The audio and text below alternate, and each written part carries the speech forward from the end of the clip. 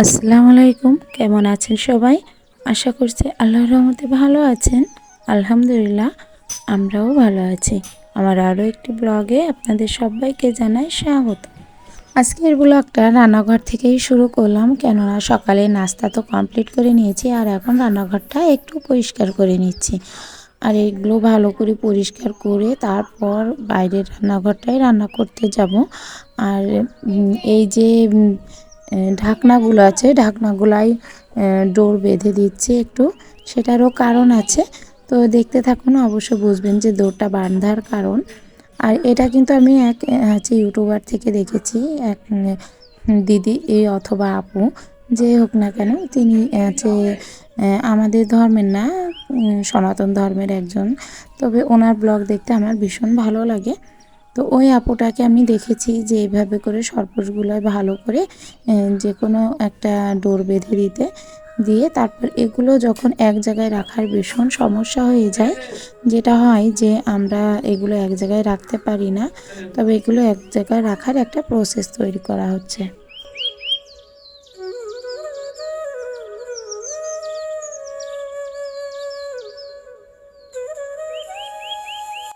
গতকাল wall hanging কিনেছিলাম, তো এই ওয়াল হ্যাঙ্গিংগুলো সেট করা হয়েছে।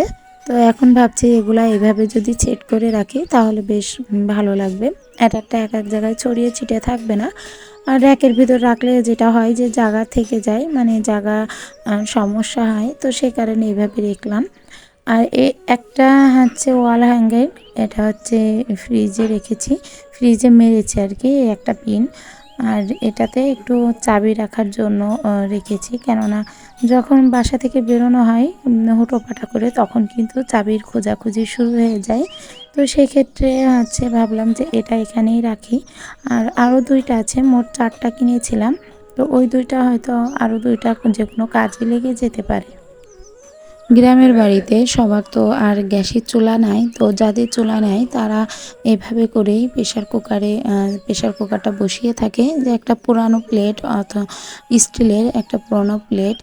তো সেই প্লেটটা এইভাবে প্রেশার কুকারের মাপ অনুযায়ী নিয়ে, তো সেটা চুলার উপরে এভাবে বসিয়ে দেয়, দিয়ে সেটার উপরে এই প্রেশার কুকারটা দিলে প্রেশার কুকারের তলায় কালিও লাগে না, আবার কোনো সমস্যাও হয় না। ওই কারেন্টের চুলা যেভাবে ইউজ করা হয় ঠিক সেভাবেই একই রকম এটাও ইউজ করা হয়। কারেন্টের চুলার উপরে যেমন পাত্র রেখে যে কোনো কিছু রান্না করা যায়, আর এটাতে এরকম খড়ির চুলায়, মাটির চুলায় আর কি, মাটির চুলায় প্লেটটা বসিয়ে দিয়ে তার উপর যে কোনো পাত্র রেখে যে কোনো কিছু রান্না করা যায়। তাতে করে কিন্তু যে পাত্রটাতে রান্না হবে সেটাতে নষ্টও হবে না, আবার রান্নাটা যে দ্রুত হয় না সেটাও ভুল, সেটাও খুব দ্রুতই হয়। সেম জিনিস হয়, যেটা কারেন্ট হয় সেটা এইভাবে রান্না করে মাটির চুলায়ও রান্না করা যায়। আবার অনেকে মাটি দিয়ে তলটা লেপে নেয়, যে প্রেশার কুকার হোক অথবা হাঁড়ির, তো সেটা তলটা লেপে নিলেও কালি পড়ে ঠিকই, মাজতে হয়। আর এটাতে যে কালি পড়ে না, যে কারণে মাজার ঝামেলা কম থাকে।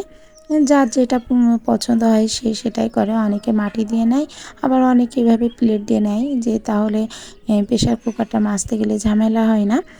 আর যখন মাটি দেওয়া হয় তখন তো মাটিতে কালি এমনিতেই পড়ে, তখন ওই ঠিকই মাটিটা ডলে ডলে কালি উঠাতে হয়।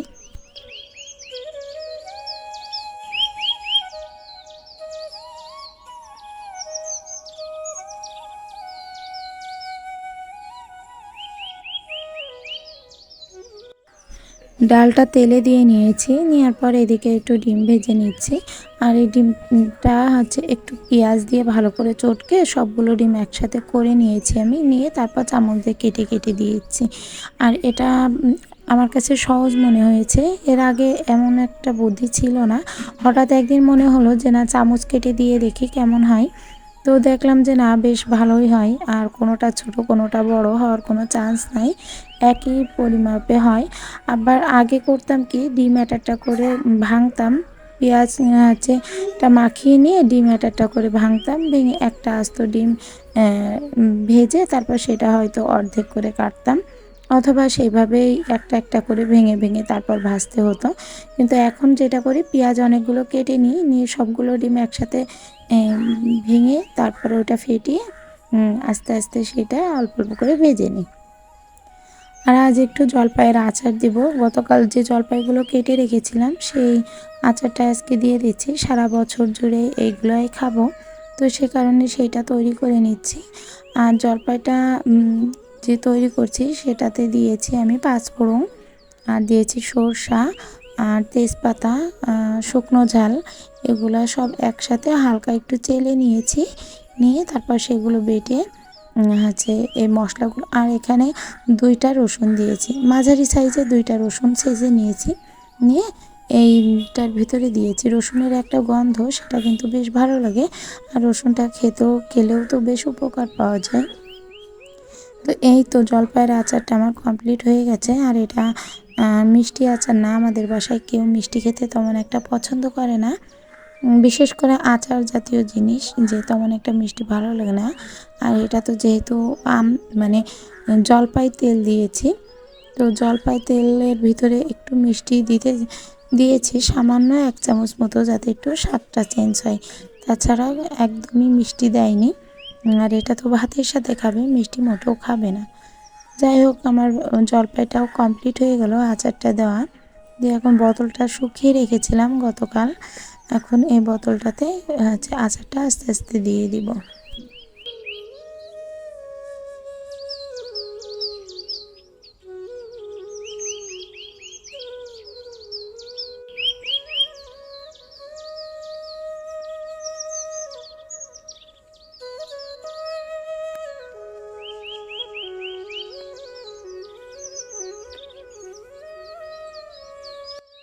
আচারটা রান্না করার পর আমি কিন্তু ঠান্ডা করে নিয়েছিলাম, নিয়ে তারপর কাচের বয়ামে ভরে রেখেছি।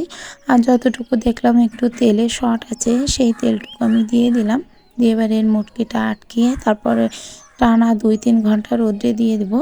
দিলে তা আমার আচারটা বেশ 1 বছরের সংরক্ষণের জন্য তৈরি হয়ে যাবে। আর মাঝে মধ্যে আবার একটু একটু করে রোদে দিব, তাহলে আর নষ্ট হবে না।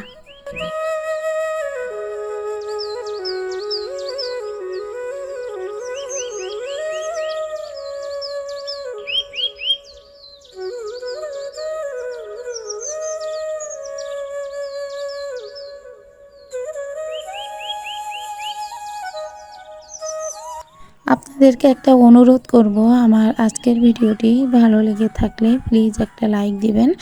আর যদি চান আপনাদের এই বোনটি একটু হলেও ইউটিউবে জায়গা করে নিক, তাহলে চ্যানেলটি সাবস্ক্রাইব করতে পারেন আর এই বোনটির পাশে দাঁড়াতে পারেন। রান্নার কাজ কমপ্লিট হয়ে গেছে, আর এখন রান্নাঘরটা একটু পরিষ্কার করে নিচ্ছি। এখানে প্রচুর পরিমাণে পেঁয়াজ রসুনের খোসা ছড়িয়ে ছিটিয়ে রয়েছে। আবার যে শাকগুলো কেটেছি, মানে আজকে পালং শাক রান্না করেছি আর ডাল দিয়ে ডিম দিয়ে রান্না করেছি, তো সেগুলো সব গোছাচ্ছি। আর এই যে জলপাইগুলো নষ্ট ছিল, সেই জলপাইগুলো বেছে গুছিয়ে রেখে দিয়েছিলাম, তো এগুলো ফেলে দিব এখন। তো ভালো করে ঝুড় দিয়ে নিয়ে তারপর অন্য কাজে যাব।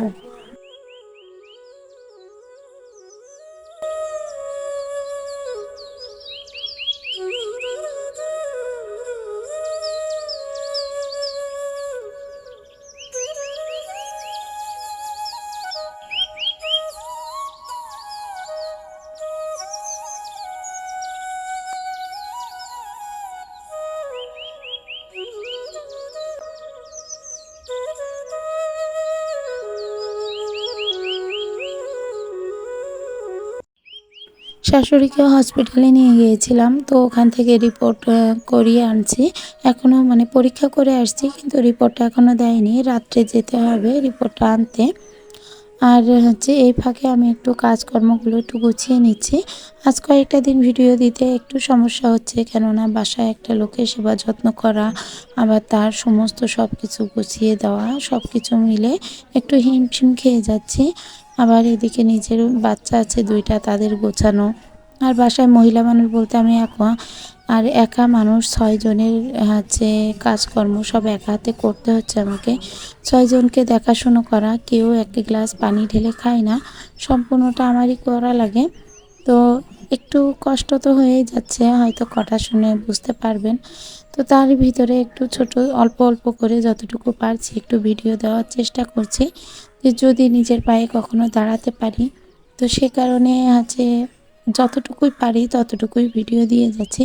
তবে আপনারা অবশ্যই সাহায্য করবেন যদি আমি পারি, মানে আমাকে যে সাহায্য করবেন একটু হলেও, যেন আমি উঠে দাঁড়াতে পারি।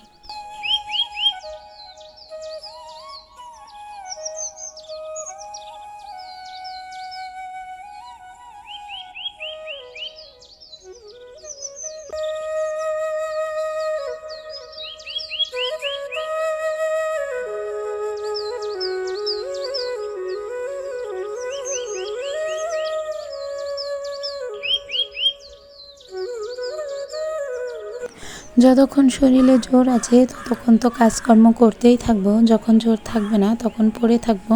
ঠিক সেই মুহূর্তটাই কষ্ট হয়, তখন আমাকে এক গ্লাস পানি দেওয়ার মতো কেউ থাকে না। অথচ যাদের এত পরিশ্রম করে, যাদেরকে আমি এত কষ্ট করে যাদের মুখে ভাত তুলে দিচ্ছি, তারা কিন্তু কখনোই আমার কষ্টটা বোঝে না। যখন বাপের বাড়ি ছিল তখন এই কথা, মানে এই কষ্টটা বুঝতে পারিনি কখনোই, যে মায়ের কতটুকু কষ্ট হয়। সেম এখন আমিও একজন মা, আমি 2টা সন্তানের মা। তো সেক্ষেত্রে আমারও সেই সেম কষ্টটাই হয়, কিন্তু আমার আম্মুর একটু কষ্টটা কম ছিল। আমাদের বাসায় আমাদের খুব ছোট ফ্যামিলি ছিল, জয়েন্ট ফ্যামিলি না, যে কারণে আমরা 2টা ভাই, ভাইটা খুব ছোট ছিল, আর আব্বু আর আম্মু আমি 3জন।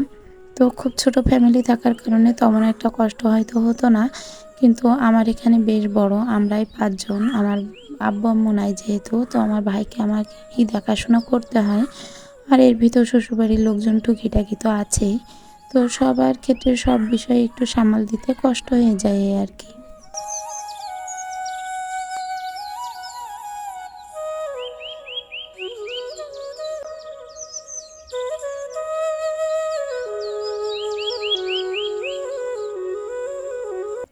এত কিছু করার পরও সমস্ত সংসারে কাজকর্ম করে সব কিছু গুছিয়ে নিয়ে ঘরটাকে কখনো অগোছালো রাখি না, তারই ভিতর পরিষ্কার পরিচ্ছন্নতা করে গুছিয়ে রাখার চেষ্টা করি।